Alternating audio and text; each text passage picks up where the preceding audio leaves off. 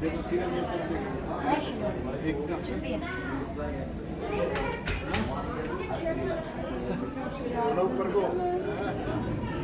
is nog steeds hard bank.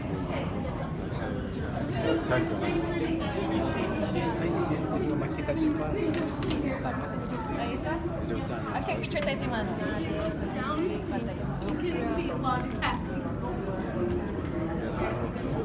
Better, man. No complaints at all.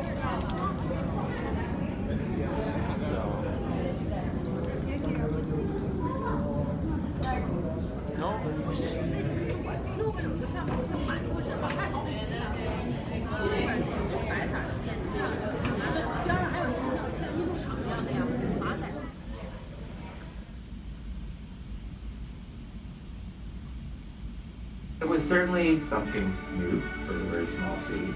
It would become the tallest building in Canada and the tallest observation tower in the Western Hemisphere.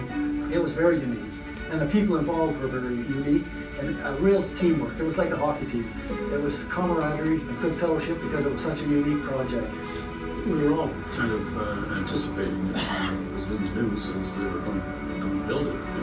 Once it started, yeah, it was in the news all the time. It was neat.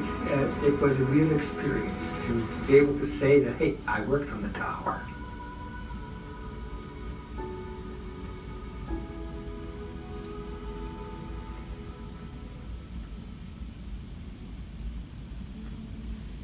I worked 3 summers as a ticket clerk in the old Canadian Pacific Railway station, where the Calgary Tower now is. I worked the last shift, which was on June the 30th of 1966. The next day, they started demolishing the main part of the station. Well, it was a big thing for all Calgarians. Everybody seemed to be involved because it was a celebration of Calgary in a way. They broke ground in '67, began construction. It took 16 months to construct.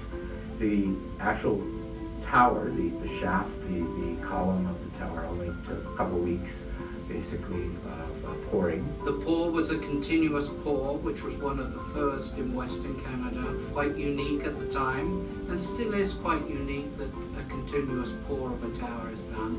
People were watching to see how many feet per day it made. I think it made 28 feet in one day is the maximum, but the whole thing, the concrete portion went up in 24 days.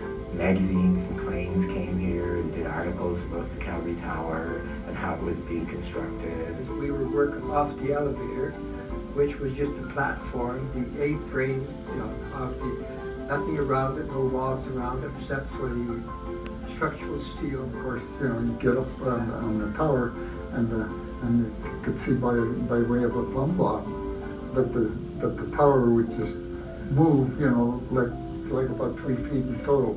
And so, obviously it's still here 50 years later. It didn't blow over, but it was a relief, nevertheless.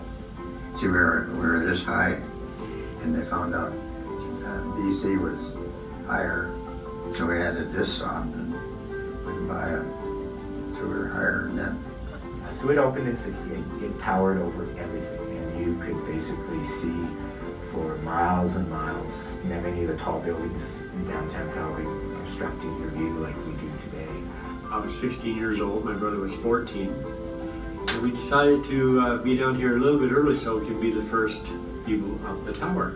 Never seen that kind of view before. There's 4,000 people, I guess, that came into that first day of viewing, so being one of the first ones out of 4,000 was pretty cool.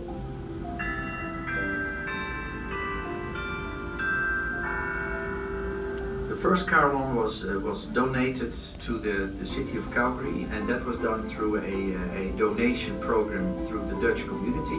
And the carillon was presented in 1975 as a centennial. The Netherlands people wanted to commemorate the brave Canadians that liberated the Netherlands. When we commemorate the Battle of Walcheren, where many Calgary Highlanders were fighting and perished. So it's very important to have this relationship.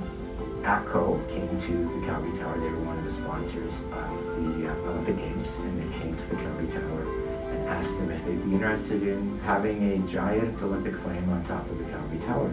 And so they allowed ATCO Gas to build the cauldron on top of the tower. And that the rest is history. It became the world's tallest Olympic flame. In 2014, Aspen Properties replaced 12 floods. It's been an amazing project. I haven't been downtown for a long time. You see it and they said, well, yeah, we worked on that darn tower. Although dwarfed by so many other buildings, it's today still just iconically, that's Calgary, and you get it like instantly. I use it as a focal point, you know, just navigating around the city. Yeah. It's not going to get taller, but it's still going to be important to Calgarians, important to the history, important spiritually. Calgarians care a whole lot about it, and it's a symbol of our city. It's on the news in the background every time you flip it on. It's on Hockey Night in Canada when you look at it. You just become an icon. You just become important to the community.